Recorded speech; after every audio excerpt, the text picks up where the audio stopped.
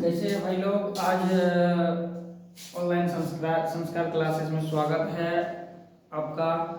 हम उम्मीद करते हैं, आशा करते हैं कि आप लोग ठीक ठाक होंगे, मस्त होंगे, बिल्कुल पढ़ाई कर रहे होंगे। आज हम लोग चलते हैं, त्रिभुज का चल रहे थे हम लोग। आज तीसरा क्लास होगा। हम लोग एक दिन सबसे पहला दिन चल बताए थे आप लोगों को। पहला दिन हम आपको बेसिक का जितना भी फॉर्मूला है वो बताए थे फॉर्मूला के साथ। और दूसरे क्लास में जो है, दूसरे क्लास में हम आपको उसके सारा यानी समरूपता और त्रिभुज के बारे में पढ़े थे। आखिर त्रिभुज कितने प्रकार का होता है और आखिर समरूप का प्रतिबंध जो होता था वो किस तरह होता कितने था, ठीक है। तो वो सब हम लोग देख चुके हैं। आज चलते हम लोग एक्सरसाइज पे चलते हैं। त्रिभुज का जो क्लास 10 का एक्सरसाइज 6.1 है उस पे चलते हैं। चलिए हम लोग शुरू करते हैं आज का क्लास।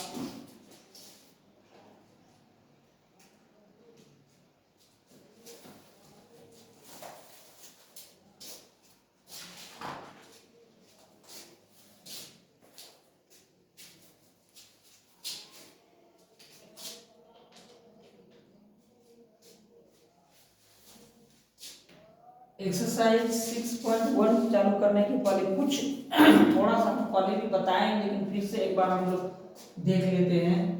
सबसे पहला क्वेश्चन है ये एक कि कोष्ठकों में दिए गए शब्दों से सही शब्द का प्रयोग करते हुए रिक्त स्थानों को भरिए। ये क्लास 10 का एनसीईआरटी बुक है सभी दो बच्चों। तो एनसीईआरटी बुक का ही मैं सारा सॉल्यूशन कराता हूँ और प्रीवियस ईयर क्वेश्चन भी कराया हूँ। तो इसमें है सबसे पहले कि इसमें दिया हुआ जैसे 1 नंबर का क्वेश्चन है। सबसे पहले हम लोग थोड़ा सा थ्योरी समझ लेते हैं। थ्योरी है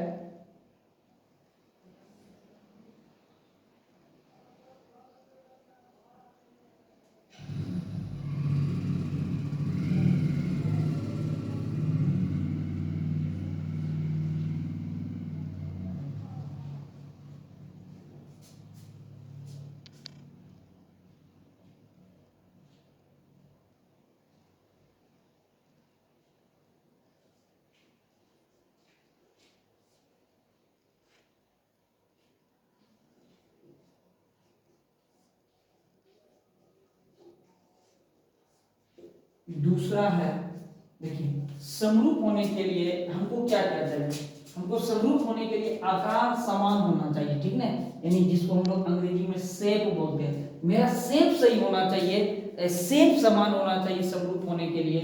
दूसरा बात आता है कि साइज यानी अमाप।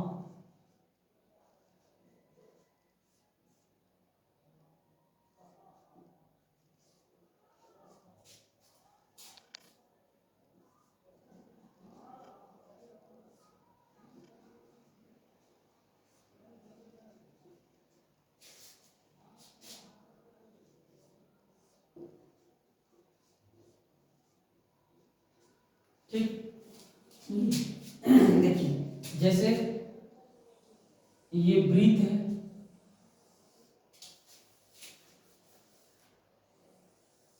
ठीक।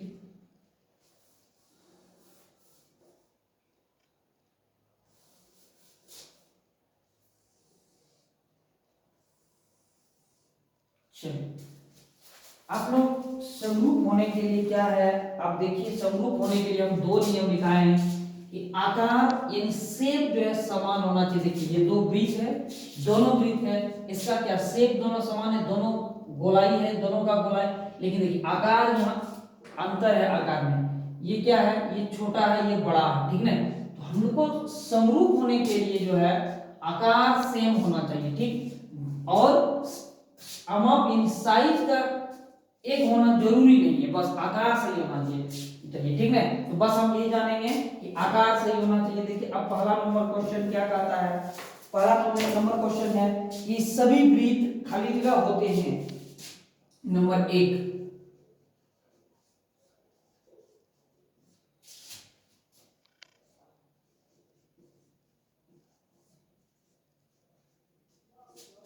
नंबर इसमें है सर्वागसम,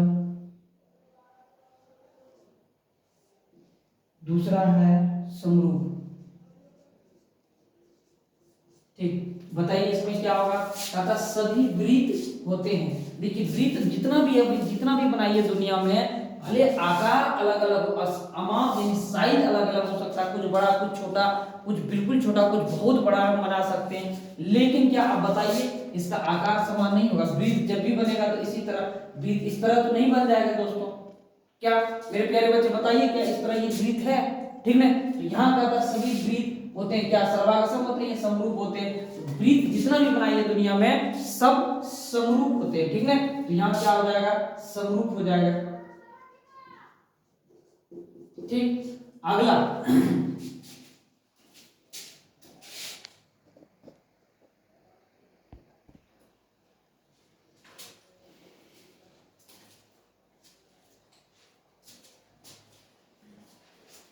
अगला क्वेश्चन है, कहता है चलिए ये तो हम लोगों का समरूप हो गया। फिर अगला कहता है सभी वर्ग होते हैं क्या होते हैं, यानी समरूप या सर्वांगसम। देखिए वर्ग के बारे में अगर बात करते हैं तो क्या हो, हम वर्ग का फिगर बना लेते हैं। ये है आपका, ठीक है, वर्ग है। ठीक, बोलिए अब बताइए कि ये जो वर्ग है क्या है, ये समरूप है या नहीं। ठीक, तो यही है वर्ग आपका।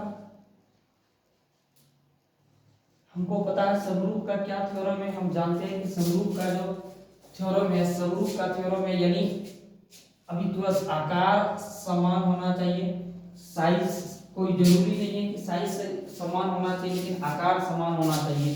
तो देखिए ये भी वर्ग इसी तरह है, वर्ग दोनों का आकार समान है लेकिन साइज में अंतर है। तो ये क्या हो जाएगा, बोलिए सभी दो नंबर में है आपका, सभी वर्ग खाली जगह होते हैं समरूप या सर्वांगसम होते हैं, तो ये भी हो जाएगा समरूप होते हैं।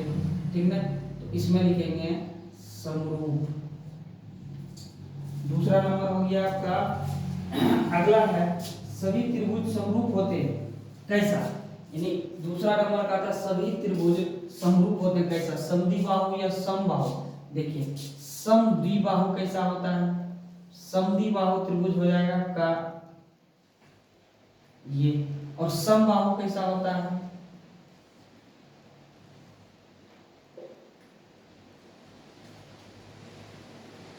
समबाहु ये हो जाएगा। ठीक, समद्विबाहु का मतलब होता है जिसका दो भुजा बराबर हो आपस में, जिसका दो भुजा बराबर हो। और समबाहु का क्या होता है, जिसका सभी भुजा आपस में बराबर हो जाए। ठीक है, तो बोलिए इसमें आखिर कौन सा जो होगा वो सभी त्रिभुज समरूप होते हैं, कौन सा?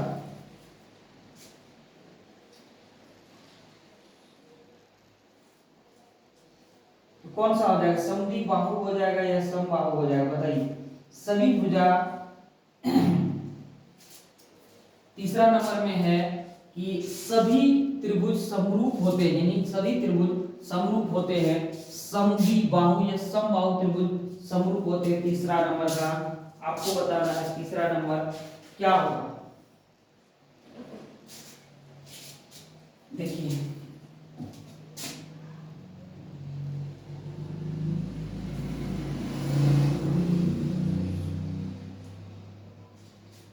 देखिए आपको ये देखिए ये जो है समद्विबाहु यानी इसका दो भुजा आपस में बराबर, समबाहु इसका प्रत्येक भुजा आपस में बराबर हो रहा है, समझ में। इसीलिए जो सभी त्रिभुज समरूप होगा वो समबाहु त्रिभुज जो है वो समरूप होगा।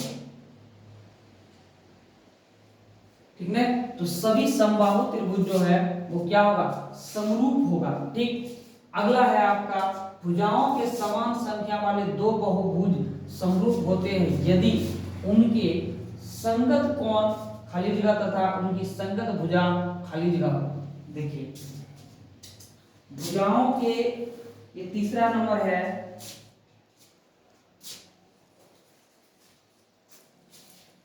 चौथा नंबर है, कहता है बहुभुज।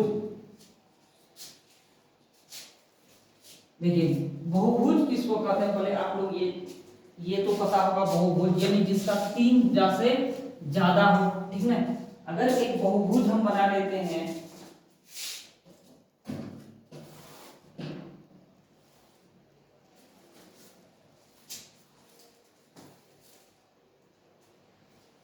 देखिए मान लेते हैं ये है बहुभुज,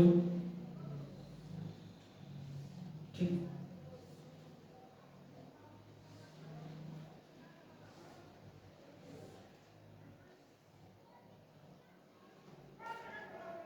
और एक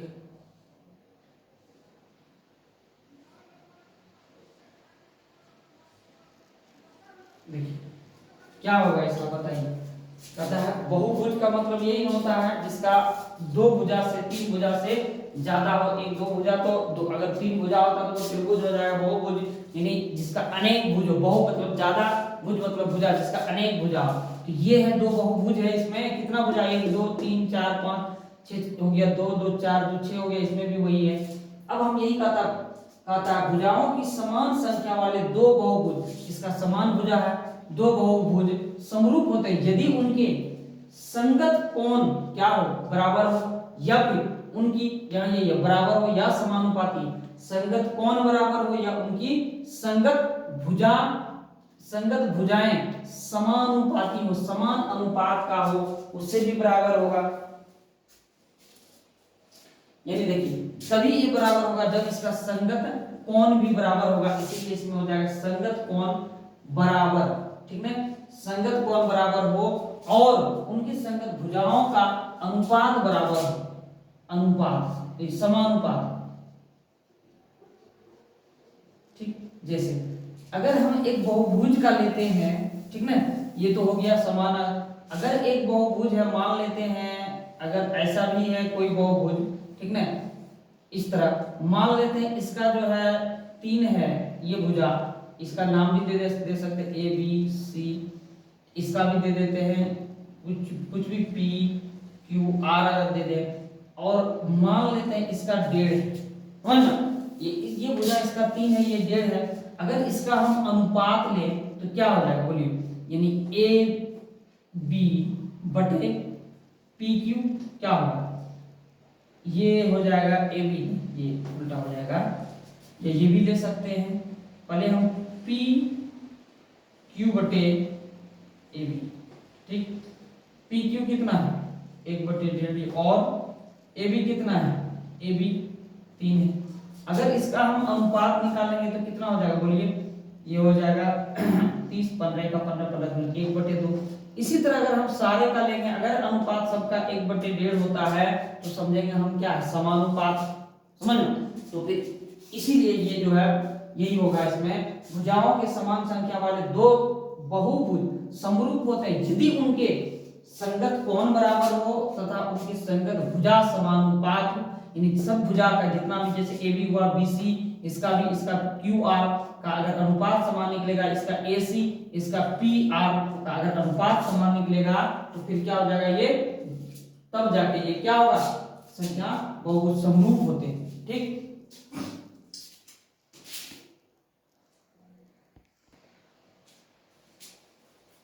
अब हम लोग चलते हैं इसका क्वेश्चन नंबर 2। क्वेश्चन नंबर 2 देखो क्या कहता है। क्वेश्चन नंबर 2 कहता है, क्वेश्चन नंबर 2 कहता है निम्नलिखित युग्मों के दो भिन्न उदाहरण दीजिए, ठीक है।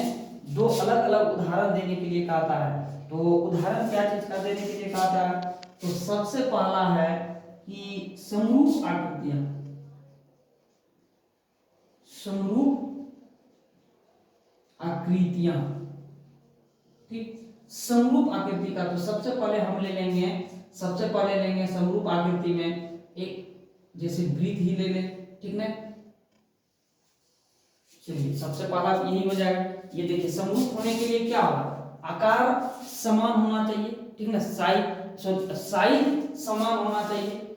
अभी तुरंत हम लिखाए थे समरूप होने के लिए क्या क्या दो चीज लिखाए थे, यानी आकार जो है वो समान होना चाहिए, साइज छोटा बड़ा चलेगा लेकिन आकार दोनों का समान होना चाहिए। देखिए दोनों का आकार क्या है, गोल गोल ही है, वृत्त की तरह ही है, इसीलिए ये क्या हो जाएगा, हम इसको कह सकते हैं कि यह समरूप है। समरूप का चिन्ह इस तरह होता है, ठीक। ये हो गया एक। दूसरा हम ले लेंगे, दूसरा हम और क्या ले सकते हैं, वर्ग ले लेंगे,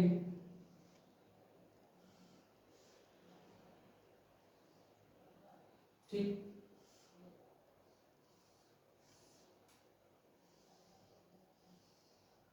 ये, ठीक ना। इसको भी हम बोल सकते हैं, क्योंकि हमको पता है समरूप होने के लिए क्या चाहिए, आकार समान होना चाहिए, साइज छोटा बड़ा चलेगा, अमाप छोटा बड़ा चलेगा, इसलिए ये दो वर्ग है और ये वर्ग भी जो है वो दोनों क्या है, समरूप है। ठीक, यही दो उदाहरण लेने के लिए कह रहा था। अगला कहता है, दूसरा नंबर है,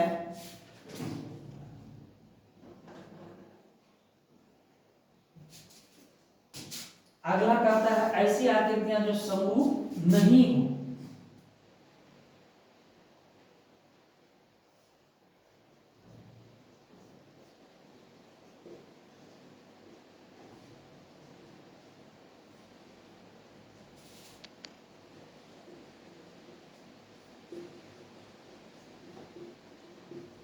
ठीक है, समरूप नहीं होया है। अब देखो, ऐसा हमको दो आकृति लेना जो समरूप नहीं है। कौन सा ऐसा हम दो आकृति लें ताकि समरूप नहीं है, जैसे एक वृत्त ले लेते हैं और एक क्या करते हैं, वर्ग ले लेते हैं या आयत भी ले लेते हैं। बोलिए, ये समान आकार, ये साइज है, इसमें से कुछ भी है समान नहीं। समरूप होने के लिए हमको क्या क्या जानते हैं हम लोग, कि जिसका आकार समान होना चाहिए। देखिए ये दोनों का आकार समान है, ये गोलाकार है और ये इसमें चार भुजा है, ठीक ना। तो इसीलिए ये क्या है, ये आकृति समरूप नहीं।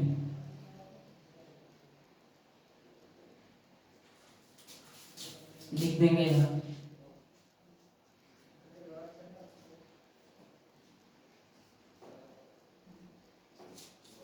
दूसरा एक और लेने के लिए कहता है। दूसरा अगर हम लें,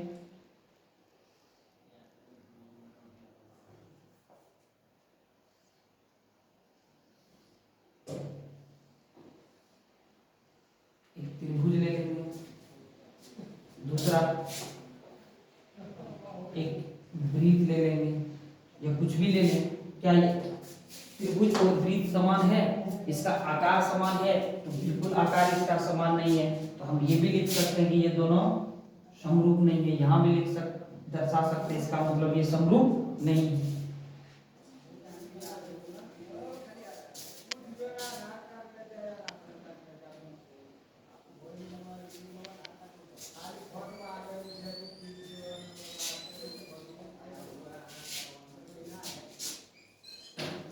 अगला ये दूसरा नंबर पे हो गया।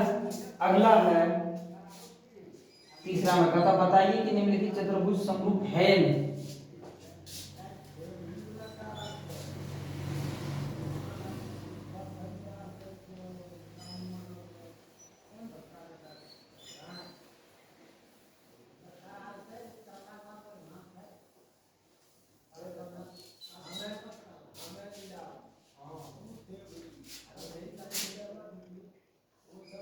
तीसरा नंबर का तो बताइए निम्नलिखित आकृति चतुर्भुज समरूप है नहीं, इसको पहले बना लेते हैं।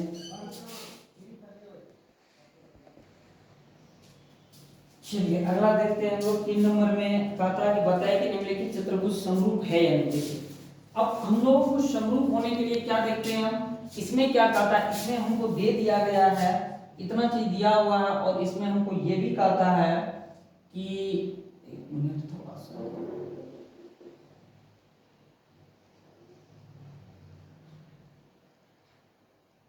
चलिए यह इसका जो है कोण 90 डिग्री है, ठीक ना। ये कोण इसका 90 डिग्री है। इसका भुजा का अनुपात कहता है, इसका भुजाओं का समान समरूप होने के लिए क्या चाहिए, भुजा का अनुपात भी बराबर होना चाहिए। चलिए अगर हम कोई भुजा का अनुपात लेते हैं तो भुजा का अनुपात क्या दिखता है, सबसे पहला इसमें कोण तो है नहीं है बराबर, क्योंकि इसका कोण 90 डिग्री है, यानी समकोण, लेकिन इसका तो कोण है ही नहीं 90 डिग्री। तो सबसे पहले लिखेंगे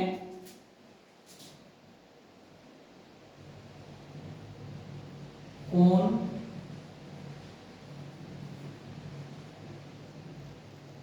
बराबर नहीं, कितना, तो 90 डिग्री, ठीक। कोण बराबर नहीं है या फिर 90 डिग्री नहीं है, इसका है लेकिन इसका नहीं है। दूसरा क्या कहेगा, दूसरा रीजन कि भुजाओं का अनुपात क्या है इसका,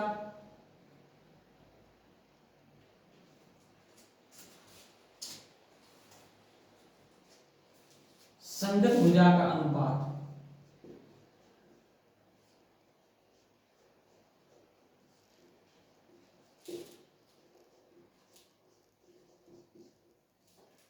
संगत भुजा का देखते हैं, एस पी देखते हैं इसका, एस पी बटे डी ए या ए बी। एस पी कितना, 1.5 सेंटीमीटर, और ए और डी, ए डी है 3 सेंटीमीटर।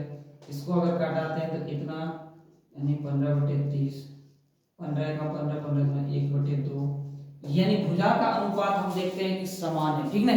तो फिर भी ये जो है आकृति जो है समरूप नहीं हो सकता दोस्तों, क्योंकि समरूप होने के लिए हमको पता है कि कोण बराबर तो हो गया, यानी नहीं सॉरी, कोण ही बराबर नहीं है, क्योंकि ये 90 डिग्री, ये तो 90 डिग्री हो ही नहीं सकता, ठीक ना, क्योंकि ये वर्ग है, ये तो वर्ग है नहीं, इसलिए इसका कोण जो है बराबर नहीं है, यानी दोनों का कोण 90 डिग्री नहीं है। संगत भुजा का अनुपात बराबर है, लेकिन कोण जब इसका बराबर नहीं है तो फिर ये क्या होगा, समरूप त्रिभुज नहीं होगा, सॉरी त्रिभुज समरूप नहीं होगा। अतः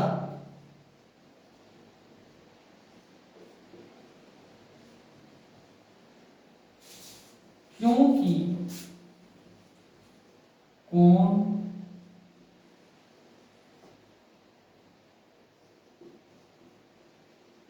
बराबर नहीं है, अर्थात 90 डिग्री नहीं है। चलिए, ये है आपका तीसरा नंबर था। एक्सरसाइज 6.1 छोटा सा था, ज्यादा था नहीं, और ये ऑब्जेक्टिव टाइप था। तो ये आपका बहुत अच्छा से खत्म हो गया। उम्मीद है आपको समझ में आया होगा। हम लोग अगला चलते हैं, इसका 6.2 दूसरा त्रिभुज के दूसरा चैप्टर पे चलते हैं।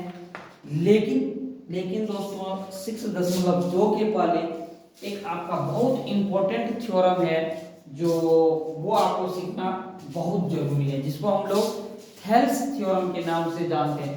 ये तो कभी कभार आता भी है, और अगर आता भी है और ये अगर नहीं भी आए फिर भी इसके बिना त्रिभुज चलना संभव नहीं है, ठीक ना। तो आपको थेल्स थ्योरम प्रूव करने के लिए आना चाहिए। और चलिए हम लोग इसको थेल्स थ्योरम को देखते हैं।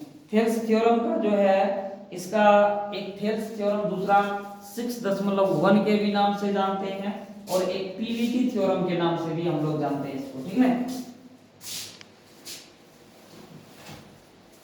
चलिए थेल्स थ्योरम के लिए हम लोग थेल्स थ्योरम देखेंगे अभी।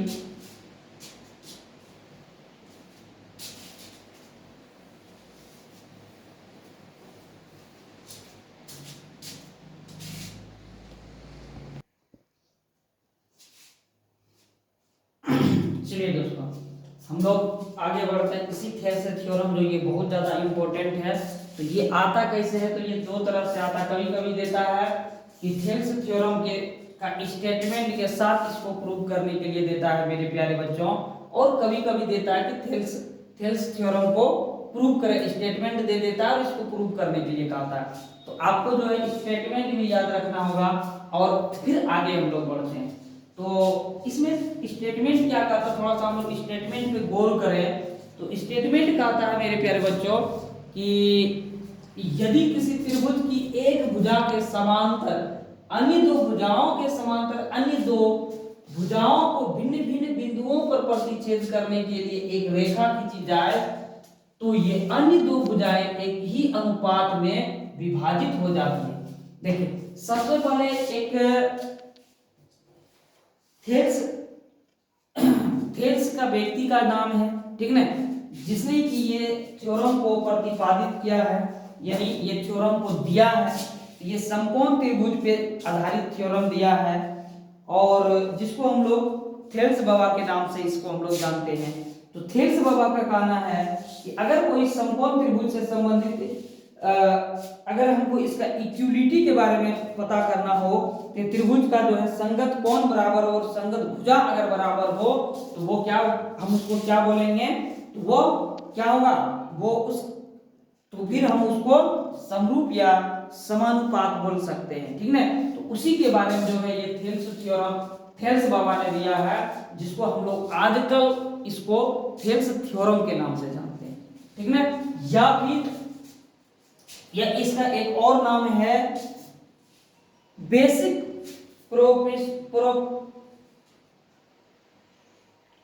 बेसिक प्रोपोर्शनलिटी थ्योरम, यानी पीवीटी, ठीक है। पीवीटी थ्योरम के नाम से भी हम लोग इसको जानते हैं। चलिए हम लोग आगे बढ़ते हैं, इसको प्रूव करते हैं। सबसे पहले कहा, यदि किसी त्रिभुज के एक भुजा के समांतर, सबसे पहले हम लोग त्रिभुज बना लेते हैं।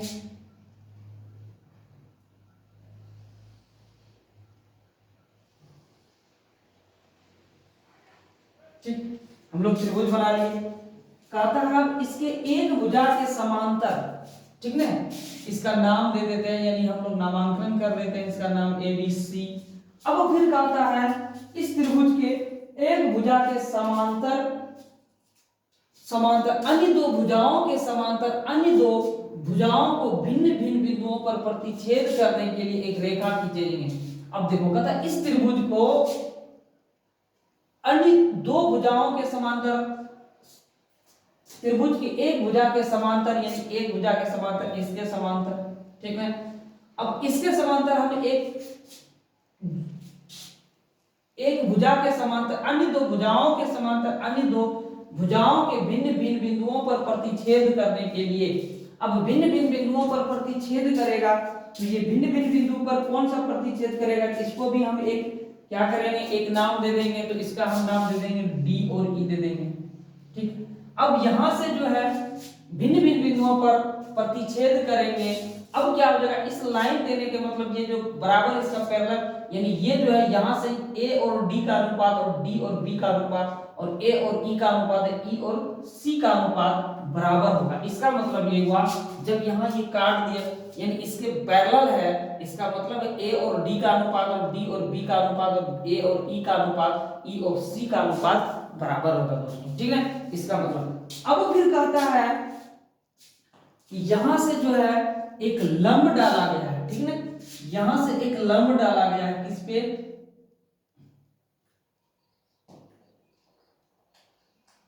ये, ठीक। यहां से ये A और D पर लंब डाला गया है, और हम इस लंब को क्या नाम देंगे, इस लंब का भी नाम दे देंगे, और इस लंब का नाम होगा N, ठीक। और यहां से ये लंब डाला गया है, और ये इस यहां से भी एक AE पे भी एक लंब डाला गया है, इसका नाम दे देंगे हम M, ठीक। ये है लंब, तो ये है मेरा, यहां तक हमको कर दिए। अब हमको क्या करना है, अब इसको प्रूव करना है। इसमें और भी कहा था भिन्न बिंदु से डाला गया लंब, तो इसमें एक यहां से भी लंब होगा, ए ई पे लंब डाला तो यहाँ ई सी पे भी लंब होगा, ठीक ना। तो ई सी पे जो लंब होगा, और एक यहां से भी हम लंब खींचेंगे, ठीक, ये लंब हुआ।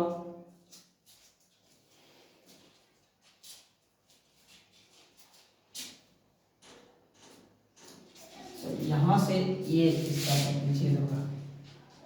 चले जाओ जमुना घर, जाओ जाओ जाओ घर जाओ, भागो।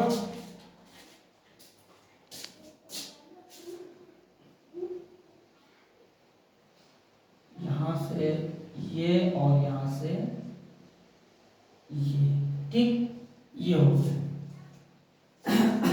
अब देखो इसमें, अब इसको हम लोग को प्रूव करना है, तो प्रूव करते हैं, देखते हैं क्या इसको हम कैसे प्रूव कर सकते हैं। देखिए, तो सबसे पहले हम इसको क्या लेके चलेंगे, सबसे पहले हम इसमें वो लिखेंगे जो चीज दिया हुआ है।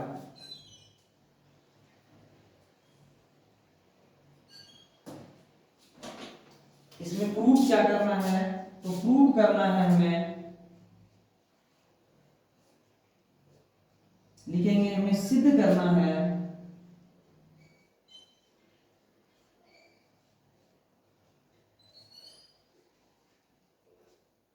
क्या सिद्ध करना है, AD बटे DB बराबर AE बटे EC। देखिए दोस्तों, ये हम क्या लिखें, उनको तो यही प्रूव करने के लिए कहा था, यानी A और D, ठीक, AB बटे D और B, यानी इसका और इसका अनुपात, और AE बटे EC, यानी इसका अनुपात बराबर है, यानी इसका अनुपात और इसका अनुपात बराबर है, यानी बस यही हमको प्रूव करने के लिए कहा था, ठीक है। तो हम इसको लिख लिए पहले। अब क्या लिखना है, आगे रचना लिखना है, ठीक है। रचना में हम क्या क्या किए हैं पहले वो लिख लेते हैं, यानी रचना में हम क्या किए हैं, D और M क्या किए हैं, आगे बोलो, रचना में D M लंब दिए हैं, किस पे, A E पे दिए हैं, A और E पे, D और M लंब दिए हैं A E पे, वो लिख लेंगे, बोलो क्या लिखेंगे, D और M लंब है A E पे, ठीक। और क्या किए हैं, एक तो ये लंब हो गया, और हम रचना में कुछ किए हैं तथा, ठीक, और एक लंब और डाले हैं, वो क्या है, देखो E और N से लंब डाले हैं, ये देखिए E और N से लंब डाले हैं किस पे, AD पे, ठीक, EN, इसको हम ब्लू से कर दिए, चलिए, ठीक। तो E और N लंब डाले AD पे, वो भी लिख देंगे,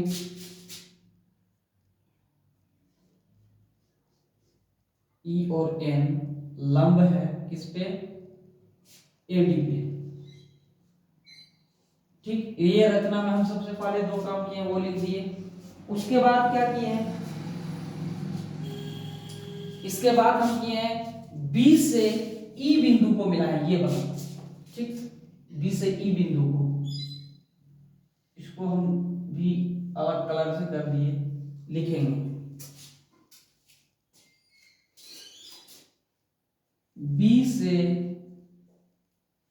E बिंदु को मिलाया, और कुछ किए हैं तो बोलिए, B से E बिंदु को मिलाया,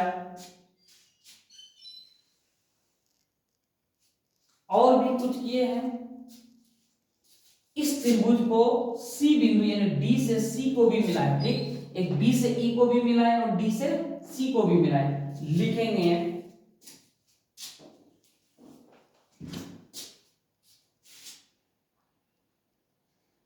तथा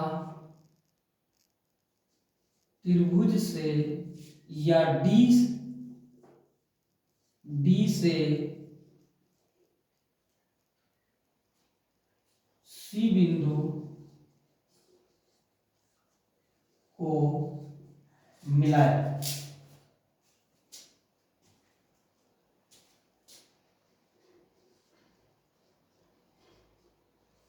ठीक, इतना सा हम रचना में किए हैं। अब देखिए इतना सा आपको समझ में आया कि नहीं दोस्तों, हम अभी तक वही काम किए हैं जो काम हमको, इसमें सबसे पहले हम क्या किए हैं, ये जो हम प्रूव करना था वो लिख लिए। अब प्रूव करने के बाद हम क्या किए, जो अपने से किए, ठीक, अपने सुविधा के लिए हम अपने से किए वो लिख दिए, इसका यहाँ कलर भी अलग कर दिए हैं। हम क्या लिखे हैं, DM लंब डाले किस पे, E A पे, देखो D और M ये लंब है, किस पे डाले, A और E पे, वही लिखे हैं DM लंब डाले हैं AE पे, ठीक। उसके बाद तथा दो लंब डाले, ठीक है, EN E और N लंब डाले किस पे, AD पे, ये लिख लिए।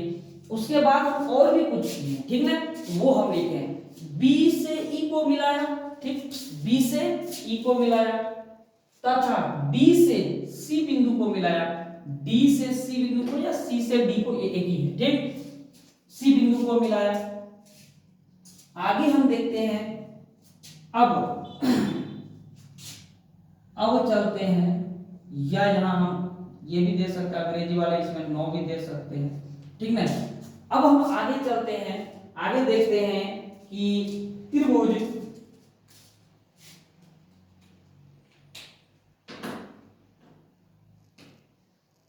त्रिभुज ए डी ई का क्षेत्रफल,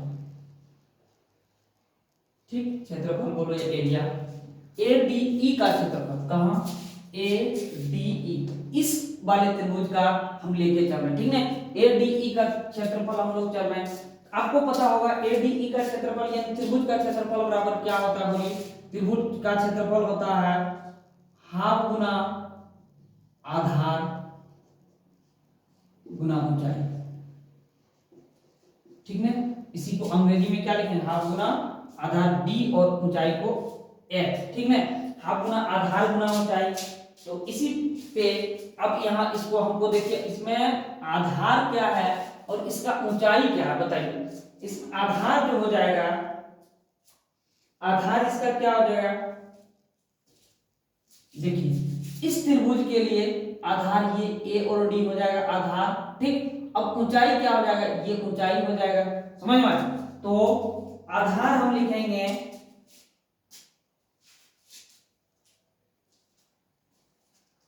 गुना आधार ए बी गुना ऊंचाई। अगर ये आधार हो जाएगा मेरे बच्चों, मेरे प्यारे बच्चों, अगर ये आधार हो जाता है तो फिर क्या ये ऊंचाई नहीं होगा, ठीक है, तो ये फिर क्या होगा, ई और एन ऊंचाई हो जाएगा, ठीक, क्या ये होगा। अब इसको हम और क्या कर सकते हैं, तो इसको हम आगे अगर हम बढ़ाएं तो ये भी लिख सकते हैं 1/2 ए डी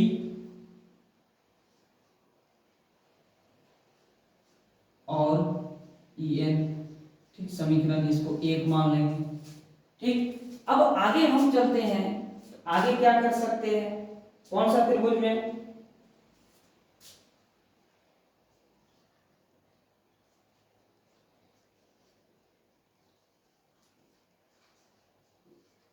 आगे क्या लिखा है, त्रिभुज डीईबी का क्षेत्रफल, ठीक, तो डी ई और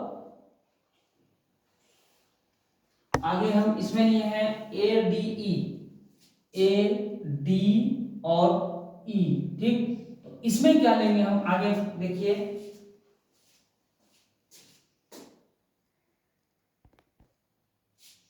आगे बढ़ते हैं दोस्तों। तो अब देखिए डीईबी, कौन सा त्रिभुज है डीईबी, डी ई और बी, यानी ये वाला त्रिभुज, ठीक ना, ये वाला त्रिभुज में हम लेके चलते हैं, ठीक। इस वाले त्रिभुज में अगर हम लेके चलेंगे तो क्या हो जाएगा, ये आधार हो जाएगा, ठीक ना, तो ये अगर आधार हो जाएगा, इसका ऊंचाई क्या होगा दोस्तों, तो इसका ऊंचाई ये हो जाएगा, ई और एन ऊंचाई। अब बोलो कैसे ऊंचाई होगा, क्योंकि हम अगर ये मेरा आधार है, इसके ऊंचाई क्या होगा, जब हम लोग मान लेते हैं ये एक खंबे की तरह रहता है, ठीक ना, और इसका अगर ऊंचाई हम लेते हैं तो कैसे लेते हैं, ये, ठीक ना, तो इसका त्रिभुज जब बनता है, ठीक, तो इसका अगर बेस समान है तो इसी का ऊंचाई ये होता है, तो इसीलिए जो है इस त्रिभुज का डी और बी बेस हुआ, तो इसका ऊंचाई जो है इस ये हो जाएगा, ठीक ना, तो इसका ऊंचाई लेंगे, बेस क्या हो जाएगा मेरा, डी बी बोलो या डी बी बोलो या बी जी बोलो, गुना ऊंचाई, ऊंचाई हो जाएगा ई और एन, ठीक है, ई एन। अगर हम चाहें तो इस ये भी चलेगा या इस तरह भी कर सकते हैं, 1/2 डीबी ई एन, समीकरण 2।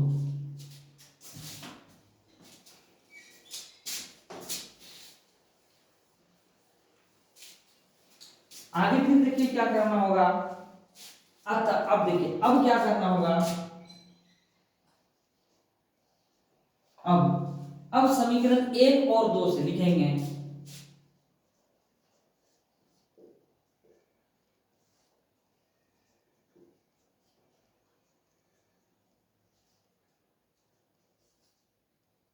दो से,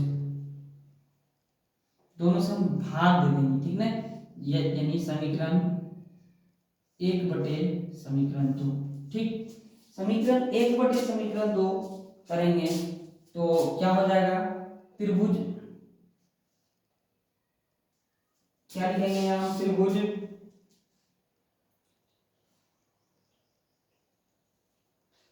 क्या, अगर एक समीकरण ये है मेरा समीकरण 2, इसमें हम भाग दे देंगे तो क्या होगा, त्रिभुज ए डी ई का क्षेत्रफल बटे ये वाला त्रिभुज डी ई बी का क्षेत्रफल, ठीक, बराबर क्या है, तो यहाँ है हाफ AD EN बटे हाफ DB EN, ठीक। अब देखिए हाफ हाफ तो यहाँ से कट जाएगा, ठीक, EN भी कट जाएगा, तो बचा क्या, तो यहाँ मेरा जो है बचा इस त्रिभुज, मेरा इसके लिए बच गया त्रिभुज ADE का क्षेत्रफल बटे त्रिभुज DEB का क्षेत्रफल बराबर यहाँ AD बटे DB, ठीक। इसको हम कोई समीकरण भी मान लेते हैं, क्या माने बोलो, AB वगैरह इस तरह कुछ मान लो, तो इसको हम क्या मान लें, तो चलिए इसको हम कुछ भी मान लेते हैं, x मान लेते हैं, ठीक है, ये समीकरण x हो गया। अब इसको हम और इस क्या कर सकते हैं,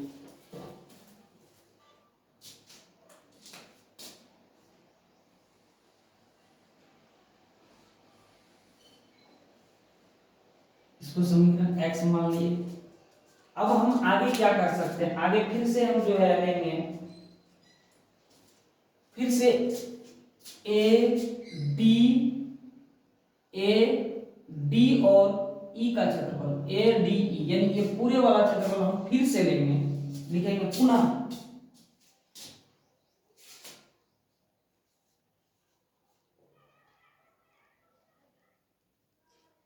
ADE का क्षेत्रफल, ठीक, ये हुआ ADE का क्षेत्रफल, त्रिभुज ADE का क्षेत्रफल, ठीक। चलिए क्या होगा, फिर वही हाफ गुना आधार गुना ऊंचाई, त्रिभुज का क्षेत्रफल हम लोग जानते हैं, ये हाफ गुना आधार गुना ऊंचाई, तो बताइए इसका हो जाएगा हाफ गुना आधार, आधार इसका क्या होगा आप लोग बताइए, तो त्रिभुज ADE का क्षेत्रफल हाफ आधार हो जाएगा इसका AE, ठीक, और ऊंचाई क्या हो जाएगा AE, आधार हो जाएगा इसका A और E इस बार, ठीक, आधार AE, चलिए ऊंचाई क्या हो जाएगा, अगर इसका आधार हो गया, पहले AD अगर आधार था, इसमें देखिए, इसमें अगर AD इसका आधार था A और D, ऊंचाई क्या था EN था, इस बार A और E आधार है, ऊंचाई इसका क्या होगा, चलिए बताइए कि इसका ऊंचाई क्या हो जाएगा, क्या इसका DM ऊंचाई नहीं होगा, ये D और M, AD आधार था, ऊंचाई EN हुआ, तो AE आधार है, इस बार ऊंचाई D और M हो जाएगा इसका, ठीक, ये हो गया। इसको हम क्या मान लेंगे, यहाँ समीकरण 1 2 तो मान चुके हैं, तो आगे हम इसको समीकरण 3 मानेंगे, ठीक। चलिए अगला क्या करेंगे, अगला हम लेंगे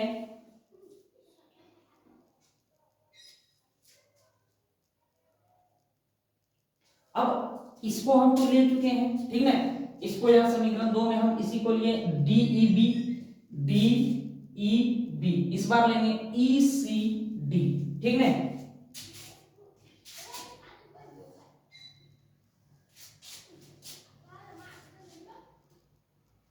त्रिभुज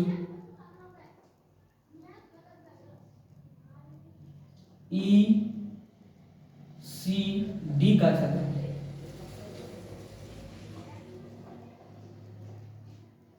ठीक, त्रिभुज ECD का क्षेत्रफल क्या होगा बताइए, तो ECD नहीं है, ECD नहीं, B, सॉरी, ECD का क्षेत्रफल क्या होगा, हम इसमें क्या लिए थे समीकरण 2, देखिए DB ने DE और B, यहां, ठीक, ये लिए थे, इसका क्या हुआ था, डीबी आधार हो गया था और ऊंचाई क्या था ई और एन था। इसमें हम मेरा क्या हुआ है, हम इसमें लिए हैं, इसमें ई सी और बी लिए हैं, तो बोलिए इसका ऊंचाई क्या हो जाएगा, सबसे पहले हाफ होगा गुना आधार क्या हो जाएगा, इसका आधार क्या था, इसका समीकरण 2 का आधार था डीबी, डी और बी, इसका क्या होगा इस बार इसी होना चाहिए, इस अनुसार से बोलिए इसी इसका आधार होगा कि नहीं, इसी इसका आधार हो जाएगा, ठीक ना, ई और सी गुना इसका ऊंचाई क्या हो जाएगा, बोलिए डीएम, इसका ऊंचाई होना चाहिए कि नहीं होना चाहिए, आप ही लोग बताइए। जब इसका क्या था, इसका हम डीईबी लिए, डीई और बी लिए, इसमें आधार हो गया डीबी, ऊंचाई हो गया ईएन, और ये भी बता चुके क्यों हुआ है, और इस बार ई और सी और बी में जब ले रहे हैं इसी इसका आधार हुआ, क्या इसका ऊंचाई डीएम नहीं होगा, ठीक, तो डीएम हो जाएगा। इसको हम समीकरण कितना मान लें, 4 मान लें, 3 तक मेरा हो चुका है 4। अब बोलिए अब क्या करना है, अब जो है लिखेंगे, अब हमको पता है अगर समांतर चतुर्भुज बनता है, ठीक है, समांतर चतुर्भुज समान भुजाओं हम जानते हैं कि जब समान भुजा पर बने त्रिभुज का क्षेत्रफल बराबर होता है, ठीक है, अब यही लिखेंगे, हम जानते हैं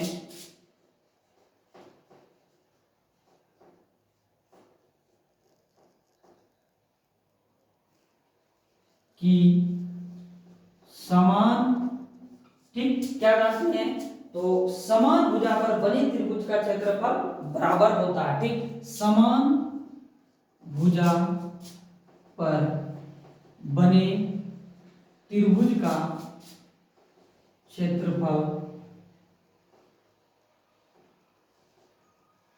बराबर होता है, यहां देखिए, ठीक, क्या देखिए समान भुजा पर, देखिए ये कहने का क्या मतलब हुआ, ठीक है, हम जानते हैं कि समान भुजा पर बने त्रिभुज का क्षेत्रफल बराबर होता है, कौन, इसका, देखिए इसका ये है ना, इसका भी ये क्या हुआ, इस त्रिभुज के लिए और इस त्रिभुज के लिए दोनों एक समान भुजा को एक पैरेलल भुजा पे इस त्रिभुज के लिए भी लिए हैं, तो इसका भी आधार यही हुआ, और इस त्रिभुज के भी लिए इसका भी आधार हुआ, यानी दोनों समान यानी पैरेलल है जिन्हें, और दोनों पर बना हुआ त्रिभुज जो हम ले रहे हैं ये समान, इसका जो क्षेत्रफल होगा ये समान होगा। अब देखो हम ठीक से थोड़ा सा इधर समझा देते हैं, ये और ये, ठीक, ये क्या था डी और ई था, और ये बी और सी है, ठीक। अब देखिए यहां से जब हम इसको मिलाए हैं इस तरह, पैरेलल को मिलाए हैं और एक यहां से इस तरह मिलाए हैं, ठीक ना, अब ये इसको फिर यहां से है इस तरह और ये है यहां से, अब देखिए ये वाला जो त्रिभुज हुआ इसके लिए भी आधार ये होगा, और ये वाला त्रिभुज, सॉरी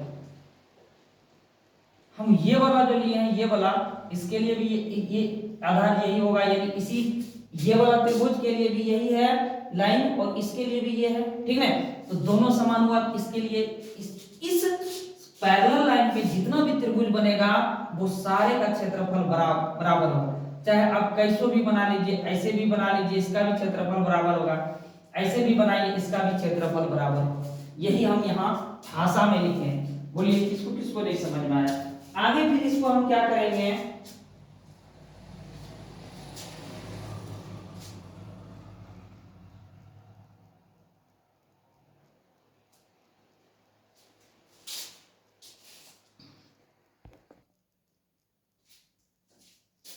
चलिए अगर ये हम जानते हैं तो बस बोलिए कि समान भुजा वाले त्रिभुज समान बराबर होंगे।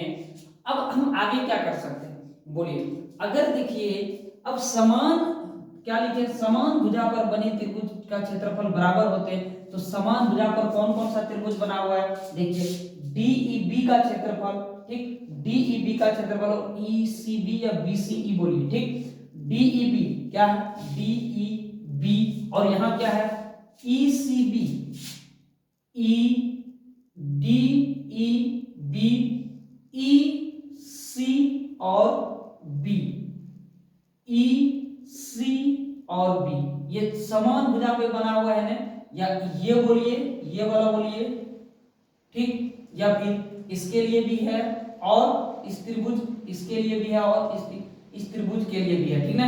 इसीलिए हम इसमें लिख सकते हैं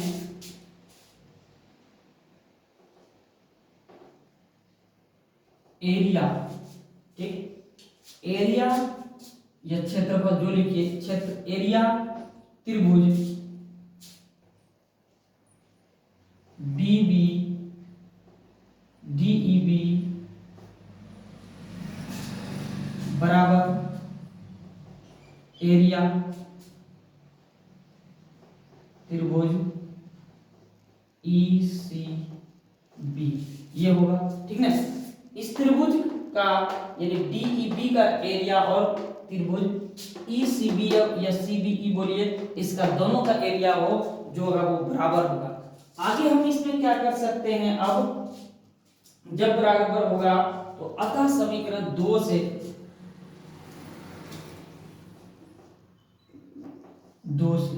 ठीक, समीकरण 2 क्या है, देखिए समीकरण 2 ये है।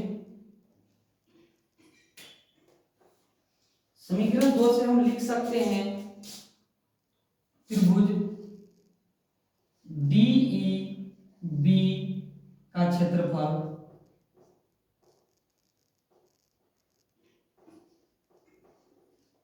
क्या हो जाएगा बोलिए, हाफ, ठीक। अब डीईबी डीबी डी और बी जब दोनों बराबर है तो हम डीबी को क्या, डी और बी को हम ईसी नहीं लिख सकते, ई और सी, जब ये दोनों क्षेत्रफल बराबर है तो डीबी को हम ईसी लिख सकते हैं, तो लिखेंगे यहाँ ईसी, और यहाँ क्या है ई एन, ई और एन है तो यहाँ हम क्या डीएम नहीं लिख सकते, ई एन को डीएम भी लिख सकते हैं, जब एरिया ही बराबर है तो हम कुछ भी लिख सकते हैं, तो यहाँ हम लिखेंगे ईसी और डीएम, ठीक। चलिए अच्छा से देखिए इसको, ये लिखे। आगे हम क्या कर सकते हैं, इसको हम इसको समीकरण मान लेंगे कि माने इसको समीकरण 4 हुआ है, इसको समीकरण हम 5 मान लेंगे, ठीक है। चलिए आगे फिर इसको हम क्या करेंगे, समीकरण मेरा 5 हो गया। आगे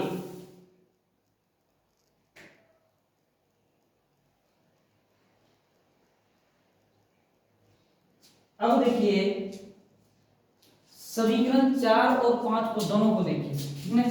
समीकरण 4 और 5 से ईसीबी का क्षेत्रफल हमको लाना क्या है, ईसी लाना है, ईसीबी का क्षेत्रफल और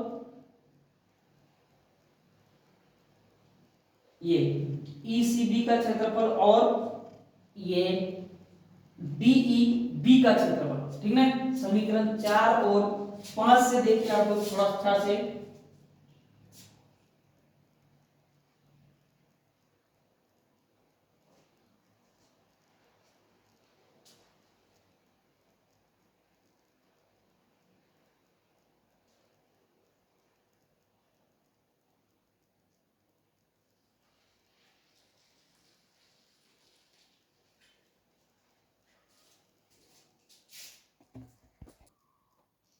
देखिए आगे प्यारे बच्चों, आगे हम जो है लिखेंगे समीकरण, हमको देखिए ध्यान में ये भी रखना है कि हमको प्रूफ क्या करना है, प्रूफ क्या करना है, एडी बटे डीबी ई एई बटे ईसी, ठीक है। तो देखिए यहाँ एई है, यही प्रूफ करना है, बटे ईसी। अगर हम समीकरण 3 बटे समीकरण 5 कर दें यानी भाग दे दें तो मेरा जो प्रूफ करना वो आ रहा है, ठीक है। तो हम लिखेंगे समीकरण 3 भगा समीकरण 5, ठीक है। तो समीकरण 3 है त्रिभुज एडीई का क्षेत्रफल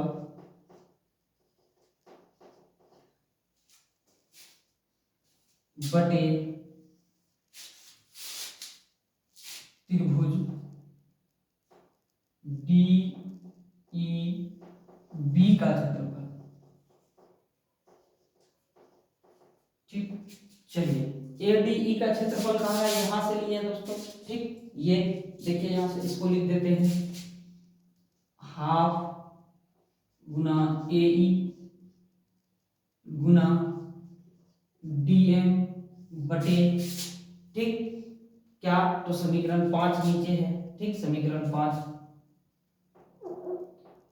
ऐसे भी इसको हम लिख देंगे भागा 5। थोड़ा सा बहुत छोटा है प्यारे बच्चों, इसलिए जगह थोड़ा सा कम है, लेकिन हम इसी में एडजस्ट करेंगे। समीकरण 5 क्या है, 1/2 EC ना DM, ठीक। चलिए अब देखिए आपका ये कट जाएगा और ये भी कट जाएगा, ठीक ना। बचेगा क्या, हमको जो प्रूव करना है वो बचना चाहिए। इधर का आप उम्मीद करते हैं, इधर तो आप नोट कर लिए होंगे, ठीक ना। इधर थोड़ा सा जगह कम है तो आप इसको मिटा दें, या ऊपर वाला ही मिटा दें, नहीं ये यहाँ थोड़ा सा मिटाना है, बस काम चल जाए।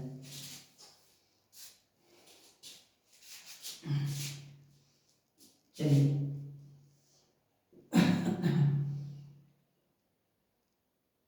त्रिभुज ADE का क्षेत्रफल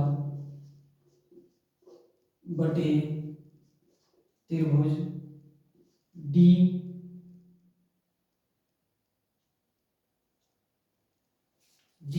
का क्षेत्रफल, DEB का क्षेत्रफल क्या बचा, तो मेरा AE बटे EC, इसको हम क्या मानेंगे, एक यहाँ x माने हैं इसको दोस्तों, ठीक ना, इसको हम y मान लेंगे, या कुछ भी मान सकते हैं x y z, इसको हम y मान लेंगे, ठीक ना। अब देखिए आपको जो प्रूव करना है वो सीधा सीधा दिख रहा है कि जो हमको प्रूव करना था वही आ चुका है, ठीक है। तो हम लिखेंगे समीकरण x तथा y से, ठीक। x क्या है समीकरण, देखिए अब आपको थोड़ा सा यह दिमाग लगाना है दोस्तों मेरे प्यारे बच्चों, कि देखिए समीकरण x में है ADE, ठीक, यहाँ भी है ADE का क्षेत्रफल, नीचे है त्रिभुज DEB का क्षेत्रफल, DEB का क्षेत्रफल। अब देखिए ये दोनों बराबर है, ये भी बराबर है और ये भी बराबर, जब हम समीकरण x और y का तुलना करेंगे तो क्या ये नहीं कटेगा, ठीक ना। तो ये मेरा कट जाएगा, तो बचेगा क्या, तो बचेगा मेरा AD बटे DB, DB बराबर, इसको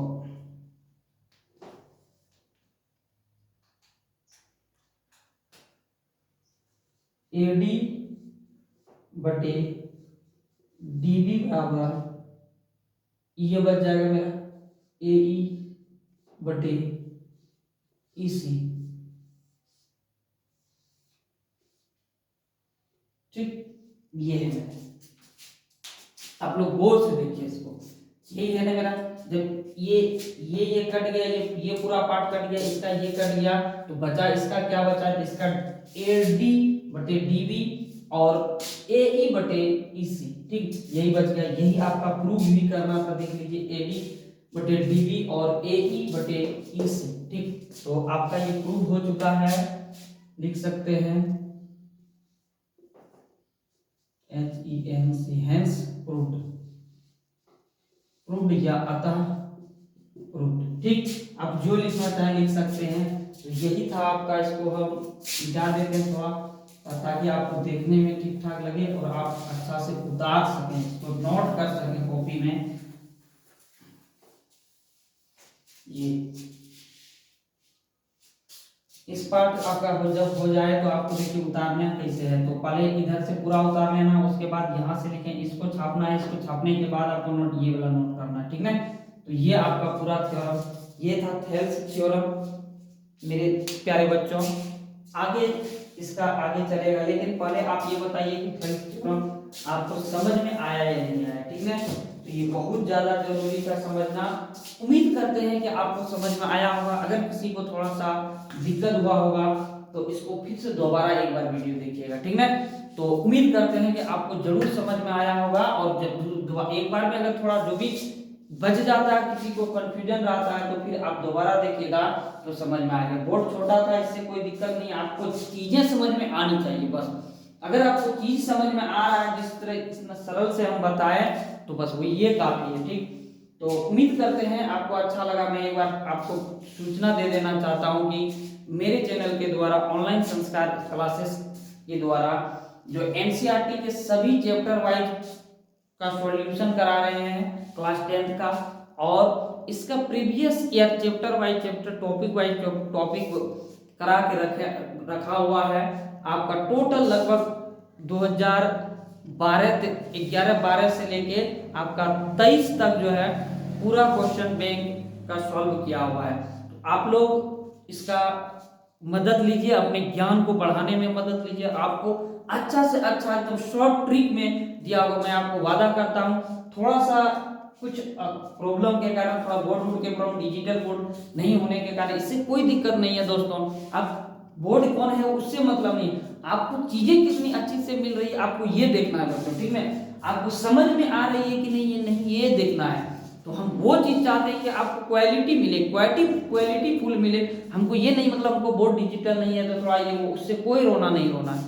दिन प्रतिदिन आपको और अच्छा से अच्छा करके देंगे। आप लोग का आशीर्वाद प्यार मुझे अगर मिला तो और भी डिजिटल बोर्ड भी कोई दूर की बात नहीं है, बस आप लोगों का प्यार आशीर्वाद मिलना चाहिए, बस और कुछ नहीं।